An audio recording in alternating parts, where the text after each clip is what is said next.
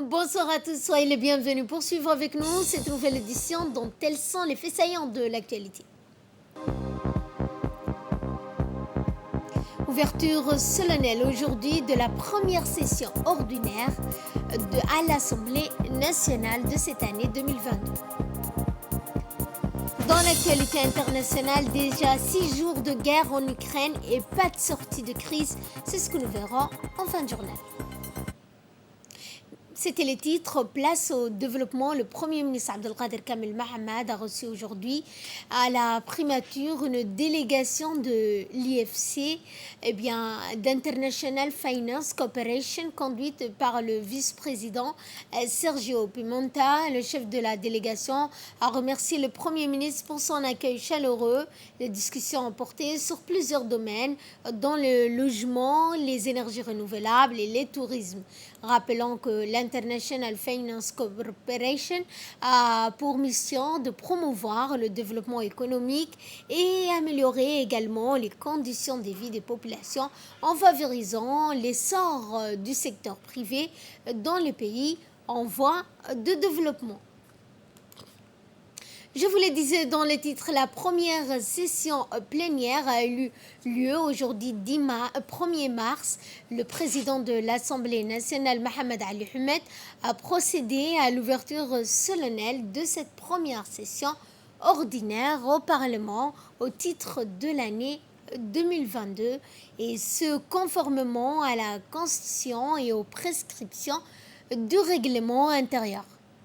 C'est en présence du Premier ministre Abdelkader Kamel Mohamed et des membres du gouvernement, les représentants des institutions, les préfets de Djibouti et ceux des régions de l'intérieur, des représentants du corps diplomatique, consulaire accrédité à Djibouti que s'est déroulée aujourd'hui cette cérémonie. Après l'exécution de l'hymne national, l'ouverture de la session a été marquée par l'allocution du président de l'Assemblée nationale que vous entendrez, qui a souhaité tout d'abord la bienvenue aux élus du peuple, une excellente rentrée parlementaire, en espérant la reprise des travaux sera fructueuse, bénéfique pour notre pays et pour notre institution, a-t-il indiqué.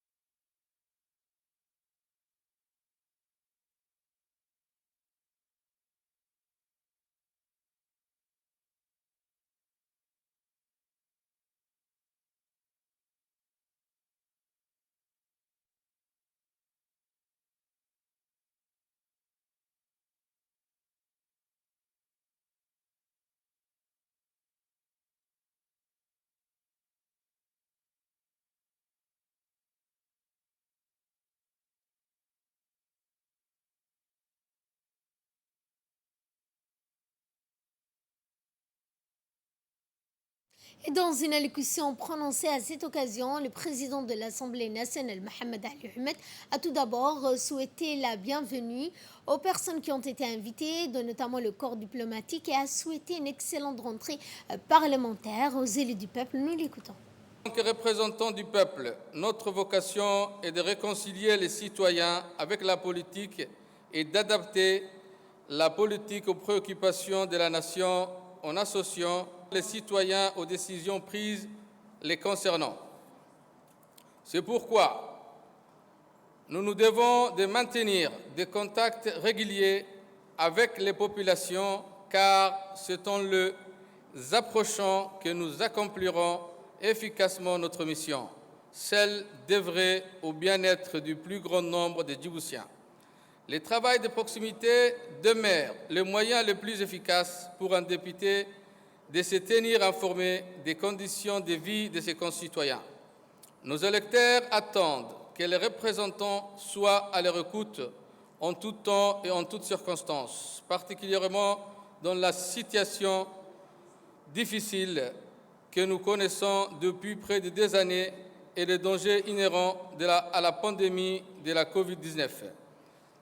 Il est toujours bon de rappeler que l'ensemble de nos prérogatives constitutionnelles, telles que le vote de la loi ou le contrôle de l'action gouvernementale, doit avoir pour but essentiel de mettre les citoyens au cœur de l'action publique. L'intensité de nos discussions et la pertinence des débats tout le long de cette législature ont permis et permettront d'appréhender la place de la représentation nationale souhaite occuper dans l'avènement d'une République de Djibouti encore et toujours plus moderne, d'une nation soudée et profondément attachée à ses valeurs d'unité et d'égalité. Ensemble, puissions-nous faire preuve de capacités d'anticipation sur l'avenir et mettre en place des lois novatrices qui resteront applicables pour les générations présentes et futures. Le rôle de toute institution parlementaire est d'assurer la régulation de la société d'aujourd'hui, mais aussi de prévoir la société de demain, et c'est pourquoi les parlementaires que nous sommes doivent anticiper et préparer les différentes générations à intégrer ces évolutions. À plus court terme, les 4 prochains mois qui nous séparent de la clôture de la session seront tout sauf une sinécure. En effet, le travail d'écoute, d'explication, de sensibilisation et de mobilisation des populations ne fait que commencer.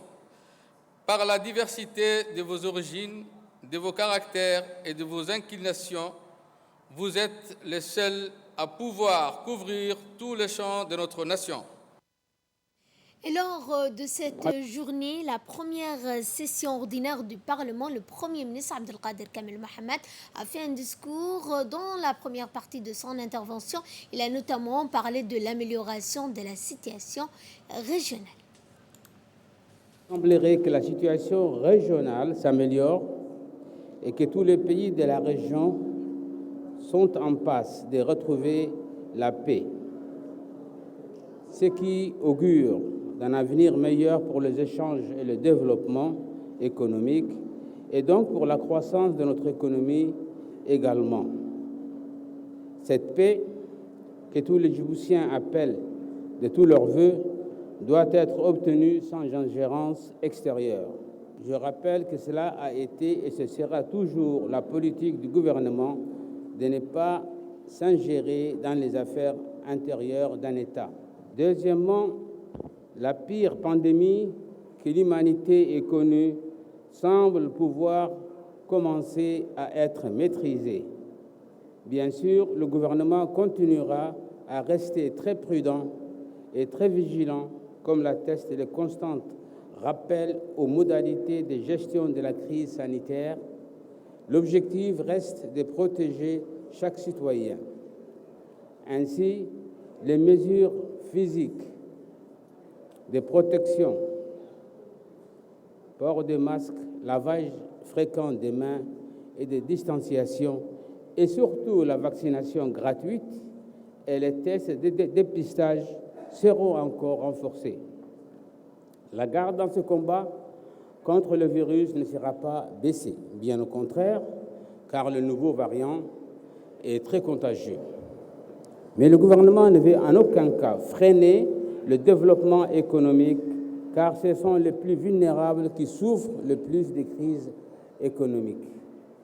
Je rappelle à ce sujet que le pacte national de solidarité, qui a été adopté par le gouvernement dès le début de la pandémie, a permis d'atténuer les conséquences socio-économiques de celle-ci pour les populations les plus fragiles et de conserver le potentiel de la stratégie de croissance accélérée et de promotion de l'emploi. Cette gestion de la crise du Covid a en effet permis de conserver les acquis économiques et sociaux obtenus par les 2 dernières décennies. Je fais référence aux réalisations qui ont hissé Djibouti au rang de puissance régionale économique.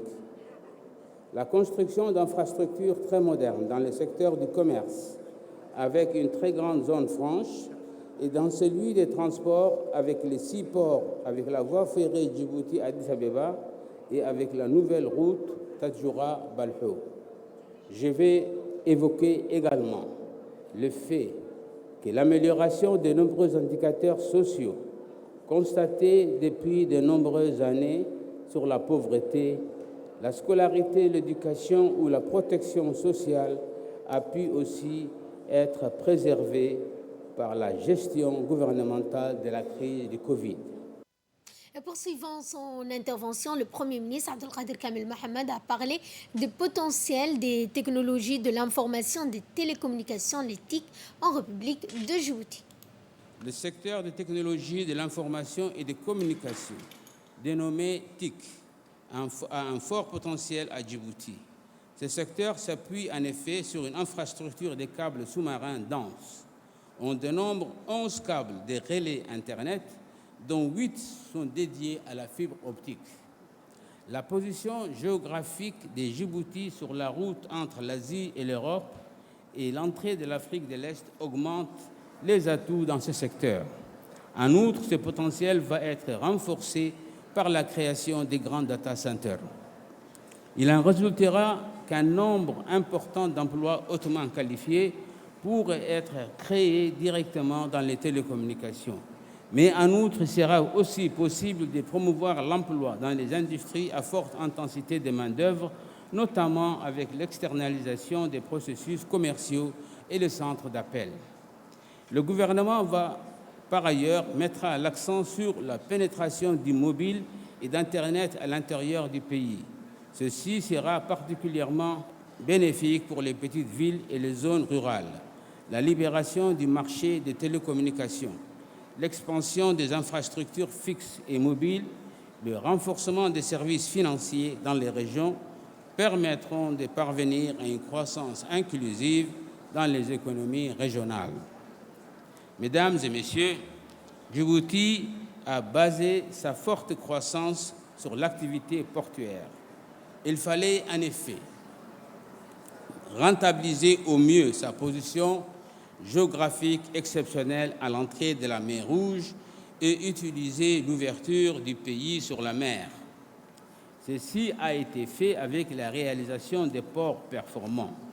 Elle sera parachevée avec la préparation d'une grande plateforme portuaire et industrielle à Damerjo. Mais cette économie concentrée sur l'activité portuaire n'est pas la finalité de la politique du gouvernement. Cela constitue seulement le socle du développement économique du pays, le potentiel qui a été le plus rapide à valoriser pour booster Djibouti, donc le meilleur moyen pour permettre le développement des autres secteurs le plus rapidement possible, comme le secteur minier par exemple. C'est ainsi que le gouvernement a déjà développé dans la région du lac Assal grâce à l'exploitation du bromure du sel.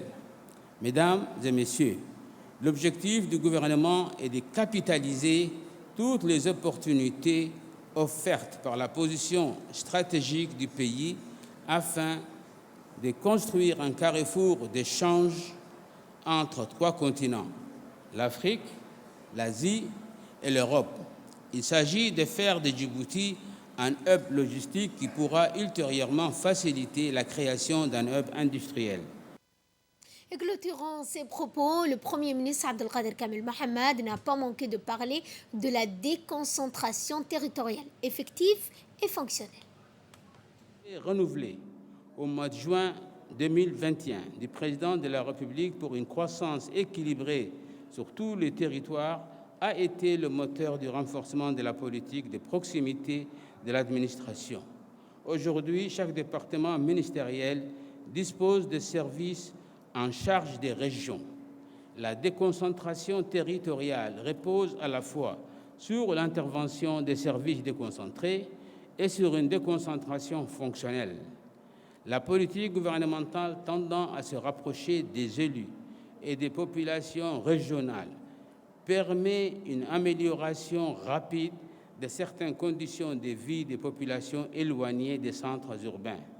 En effet, les mises en état des liaisons routières, les remises en fonction de l'alimentation électrique ou en eau potable, les interventions dans les domaines de l'éducation nationale, de la santé sont plus réactives.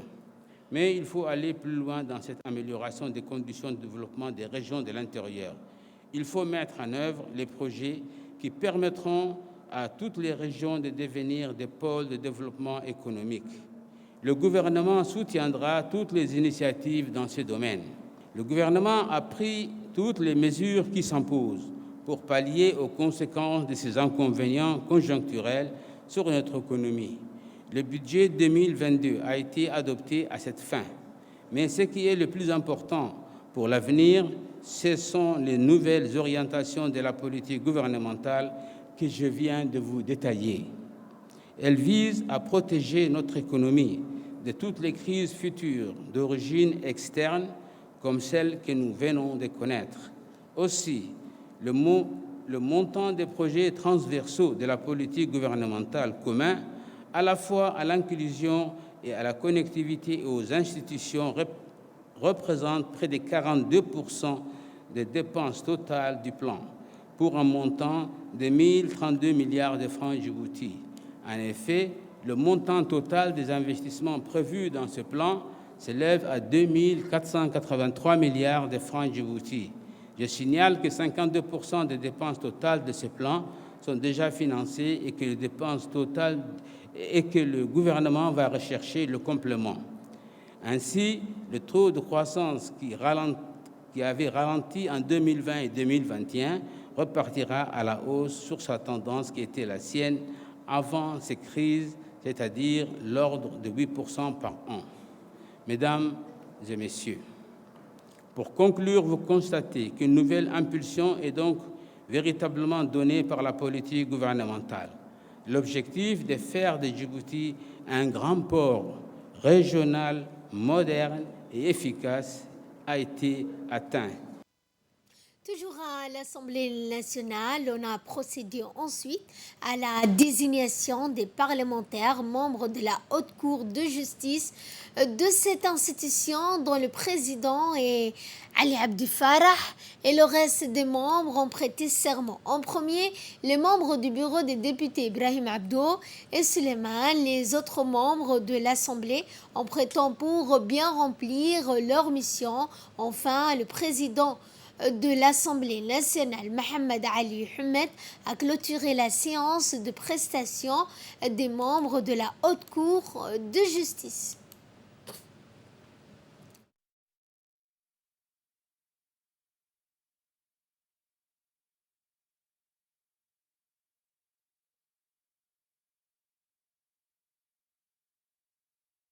Dans le reste de l'actualité, le chef d'état-major général des armées, le général de corps Zakaria Charab Ibrahim, a reçu ce matin à la Direction générale des relations internationales l'ambassadeur des États-Unis à Djibouti sur demande de ce dernier. Eh bien, dans son déplacement, M. Jonathan Pratt était accompagné de l'attaché de défense américain à Djibouti, le colonel Corey Jenton. Cette première visite de courtoisie de l'ambassadeur américain s'inscrit dans le cadre de sa prise de fonction avec les autorités du pays en vue d'élargir le partenariat stratégique entre Djibouti et les États-Unis. De son côté, le général Zakaria Cheikh Ibrahim était assisté du général de brigade Tahir Ali Mohamed, chef d'état-major de la défense, et le colonel Moussafa Ali, conseiller militaire du président en matière de défense. En premier lieu, le général Zakaria Cheikh Ibrahim a souhaité la bienvenue à M. Jonathan Pratt au sein de la Direction générale des relations internationales, Au cours des échanges, le général Zakaria s'est disposé à tout moment pour apporter sa contribution et s'est engagé à raffermir, renforcer davantage les relations de coopération entre les deux armées afin de surmonter et résoudre ensemble les difficultés et les défis sécuritaires de la région. Quant à l'ambassadeur américain, en prenant la parole, a tenu à remercier le général en lui donc parlant, notamment affirmant et exprimant sa gratitude quant à l'accueil chaleureux qui lui a été réservé. Il s'est félicité de l'excellence de la coopération militaire entre les deux armées dans plusieurs domaines, spécialement dans le domaine maritime. Ceci traduit par la réalisation d'exercices conjoints impliquant, a-t-il dit, les deux forces maritimes dont Cultas Express en est le parfait symbole. La Marine nationale a clôturé un exercice militaire appelé Gashan qui a duré du 22 au 25 février. Un groupe naval de 4 nouveaux navires, à savoir le Chaland, les navires Capitaine Elmi et adjudant Ahmed Ali et la PK-15 ont participé à l'exercice qui s'est déroulé à Djibouti entre le détroit de Bab el-Mandab et Djibouti.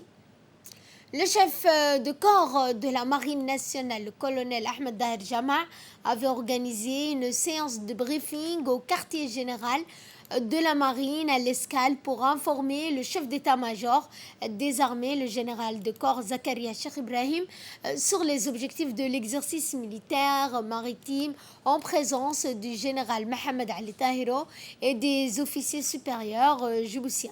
Les explications ont été données à toute l'assistance par le commandement qui a annoncé que l'exercice Gashan était destiné à relever le niveau des opérations et renforcer en même temps la place de la République de Djibouti en matière de défense et stratégie dans le continent africain et le détroit de Bab el-Mandeb.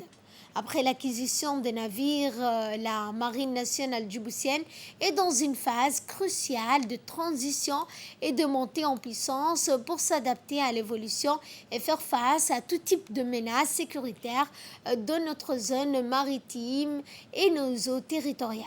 L'acquisition des nouveaux navires a renforcé les moyens de la Marine nationale qui dispose désormais d'une plus grande autonomie en mer et offre à l'institution une réelle capacité de projection dans toute la sous-région.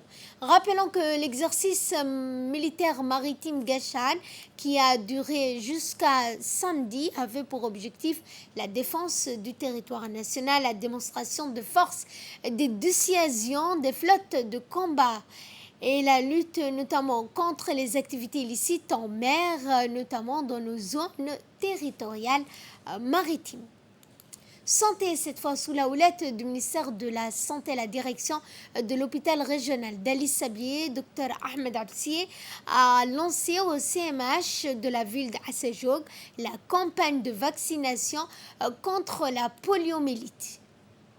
La cérémonie de lancement a vu la présence du préfet de la région d'Ali Sabié, M. Moussa Aden Migane. A noté que toute l'équipe de l'hôpital régional d'Ali Sabié se sent mobilisée pour mener à bien cette campagne de vaccination de lutte contre la poliomyélite dans notre pays. Dans le cadre de la protection des droits humains, l'Union nationale des femmes djiboutiennes, l'UNFD, en collaboration avec l'UNICEF et l'Union européenne, a procédé à une sensibilisation pour les jeunes femmes et les enfants de PK12. L'objectif de cette rencontre était de sensibiliser les comités de gestion du quartier et la population sur la protection des droits de l'enfant. Des échanges fructueux ont eu lieu entre les représentants de l'UNFD et les participants de ce quartier afin d'améliorer et renforcer par la même occasion les droits de l'enfant. Pour sa part, la représentante de l'UNFD a remercié les participants et a souligné que l'enfant a des droits et qu'ils doivent être respectés. Direction Obok dans la matinée de samedi, une délégation composée du préfet, du président du conseil régional, du sous-préfet de Qoraangar, du vice-président du conseil régional et d'un responsable du bureau de l'éducation nationale de la région d'Obok se sont rendus dans la localité de Lahassa afin de s'enquérir de la situation qui prévaut dans cette localité. À cet effet, une réunion avec les habitants de la localité et de ses périphéries. Les échanges ont été fructueux, constructifs et plusieurs sujets ont été abordés. Plusieurs points ont été soulevés pour permettre également à cette population d'améliorer leurs conditions de vie tout en ayant leur totale implication. Par la suite, cette délégation a visité le puits ancestral de la localité, dont la localité porte le nom Lahassa, afin de constater de visu son état.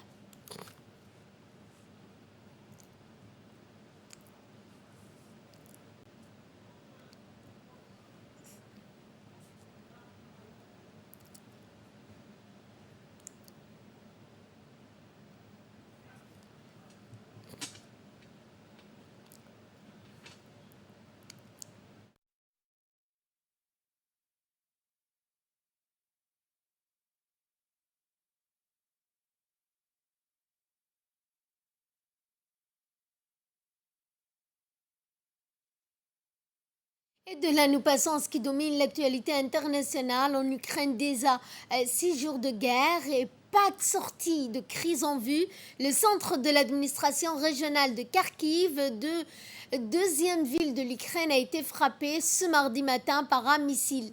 L'armée russe est aujourd'hui accusée de frapper des infrastructures civiles et non plus uniquement militaires, alors que les pourparlers le long de la frontière bélarusse se terminaient hier soir. Plusieurs détonations ont été entendues à Kiev et les troupes russes continuaient leur avancée sur la ville de près de 3 millions d'habitants.